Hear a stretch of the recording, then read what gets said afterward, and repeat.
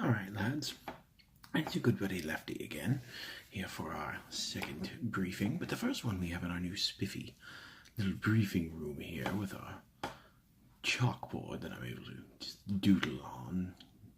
You dullards seem to like the last one, so we're going to do another one here with our fresh new equipment here at the Dynamite Inn. Now this one's going to be a little longer. This one is going to focus on why we can't murder the king, and why that's a bad idea, and why we shouldn't even mention such idiocy in public from here on out.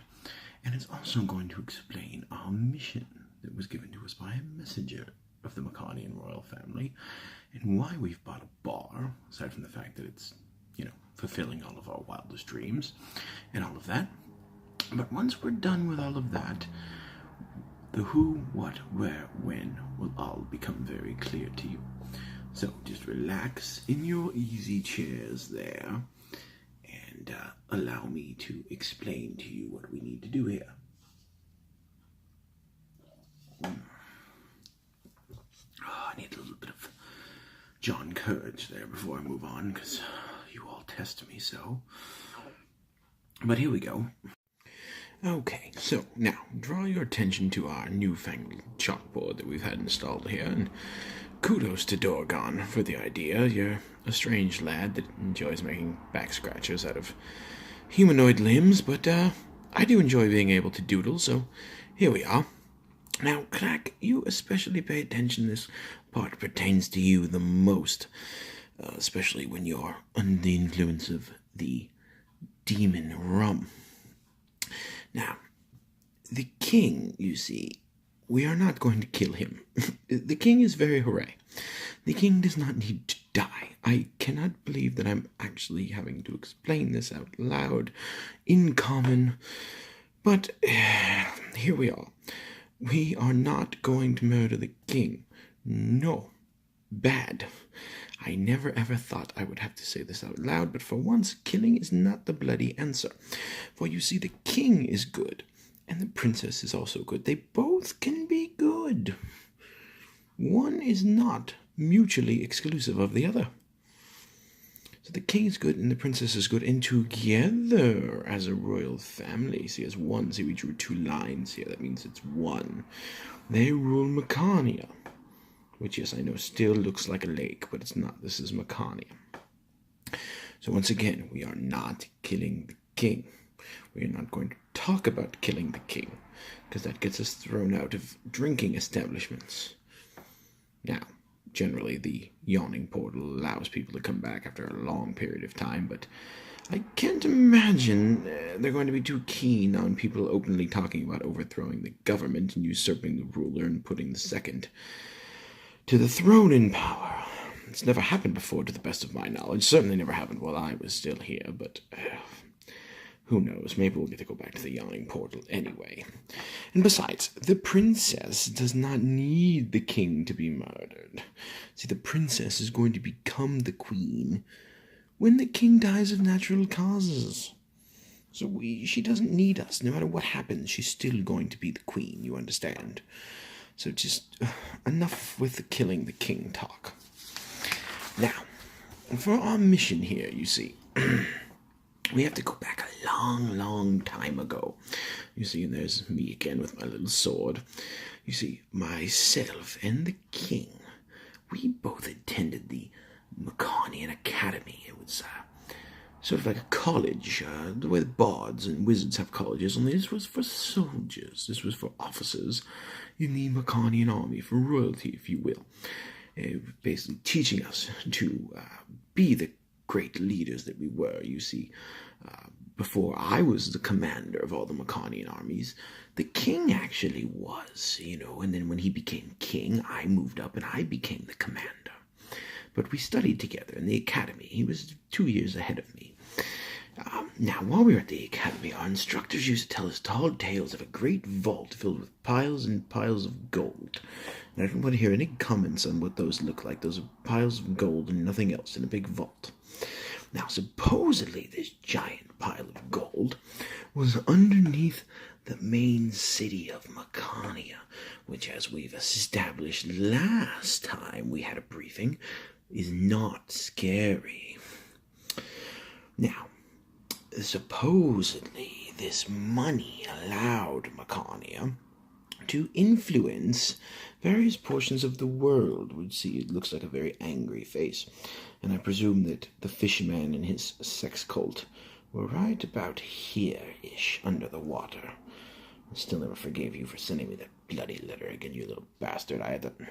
Anyway, but allegedly these mythical piles of gold allowed Makania to exert tremendous influence much greater than its size and much greater than that of the size of its army. You know, we're a very small nation, and while our soldiers are very hooray and are the best in the world, we still don't have a whole bloody lot of them. But this gold allowed us to exert our power, or so the tall tales went. Some of the tall tales during the war, in fact, even claimed that Makania allegedly funded the entire bonded. Apparently the entire our side of the war was held together with trade and influence in Makanian money. It was a silly thing, so I thought. It was nothing but a bedtime story. But the other day, when we returned to the yawning portal, and I was broken away, the king, who, remember, we are not murdering, mind you, he sent a messenger, and the messenger met with me and met with Princess Isabella, and the messenger told me that the stories were true. He pulled back his little cape and he said, everything you've ever heard, all of it, it's all true. I couldn't believe it, of course, but apparently there is quite a literal key. Now, we don't know if it actually looks like a key. This is my best drawing of it. It could be a stone, it could be an orb, it could be any kind of artifact. But whatever the artifact actually looks like, this is very literally the key that will open the vaults of gold underneath the city. You literally need to possess this artifact in order to get into the vaults. So, our mission, as you probably have already figured out, is to find the key. Now, the problem is the king doesn't remember all of this. So you're probably saying, how did he tell me all of this? Well, he left notes, you understand. Notes to himself, because when the king holds the key in his hands, he remembers this. He remembers the location of the vault. He remembers how to get in. He remembers what the key actually looks like. And then the minute he doesn't hold the key, he doesn't remember anymore. So the last time he held the key in his hands, he left himself several coded notes, several messages, several clues. And using these clues, he instructed his messenger in order to tell us, because when the king has the key, they go back into the vault. Now, I'm a little concerned, you see, because we've run into so many mind flayers already on this journey. It's very disheartening. I mean, I think I've seen maybe 4 or 5 in my entire 60-score years on this earth, but we've already run into several.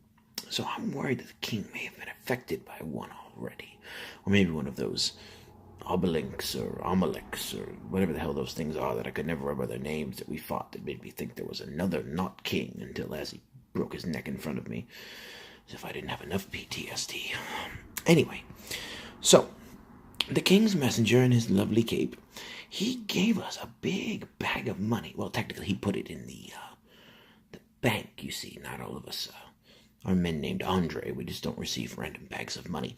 But he put it in the bank, and that allowed us to buy the Dynamite Inn, which, oh, it's such a smashing place. Don't you just love it here? With our bedrooms and our great briefing room here with our chalkboard, and we're going to have a still down the basement. Oh, it's going to be lovely. Now, the Dynamite Inn is not just the answer to all of our proverbial prayers, mind you. This is our cover. This is why I've been investing the king's gold into it.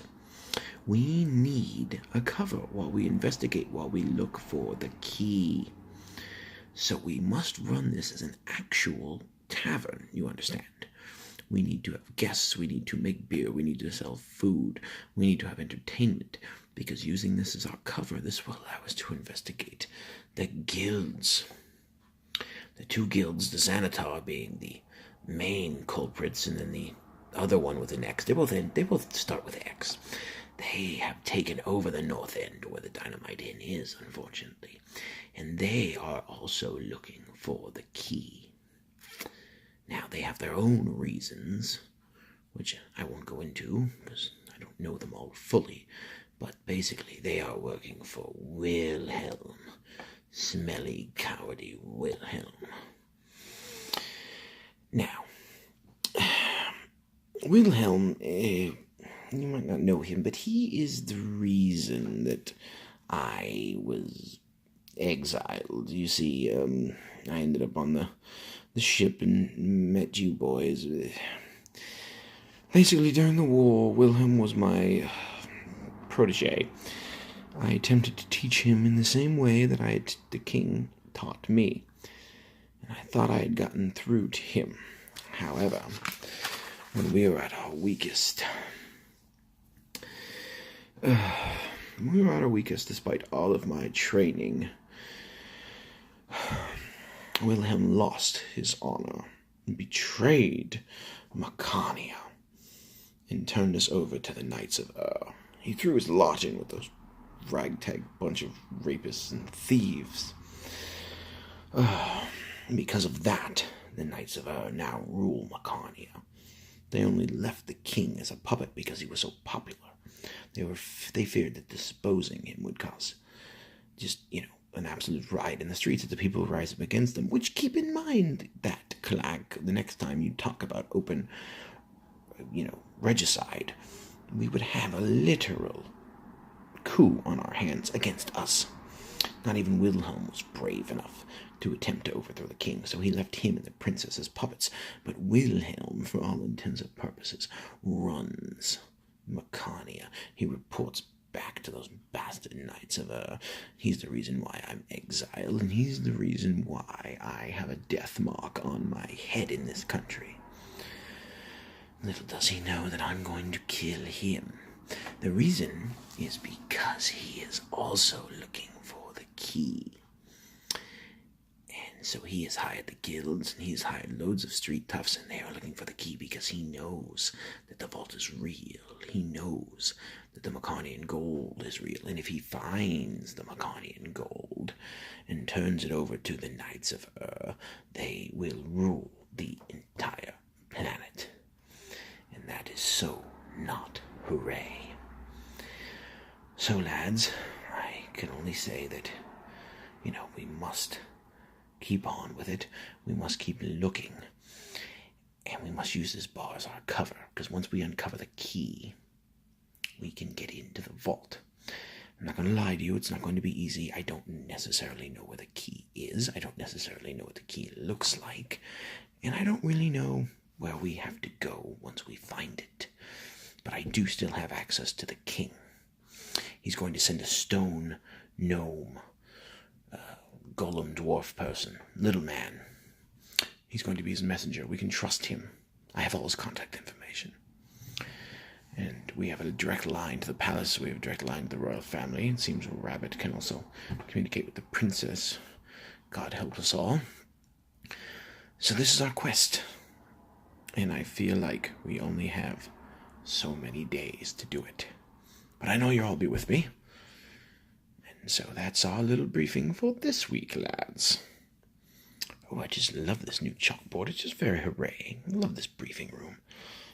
So, alright, you bunch of blithering idiots, have you seen how we're not killing the king, but more importantly, the very fate of Macania itself rests in our hands?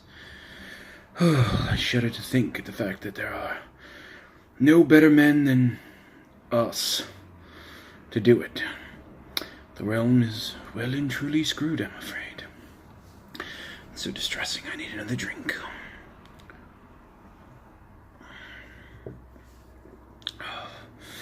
But that's that. So we need to set up here at the Dynamite Inn. We need to begin searching for this key Well, first I suppose we need to discover what the key actually is. And we need to locate it and return it to the king. So that's that, lads. But it does look like the first shipment from the Brewers Guild has arrived. And look at what we have here. Oh, our most favorite of all beverages. This bottle is for Azakun, because out of everyone besides my beloved Red, you make my brain hurt the least. All right, lads. I'll see you in a few days.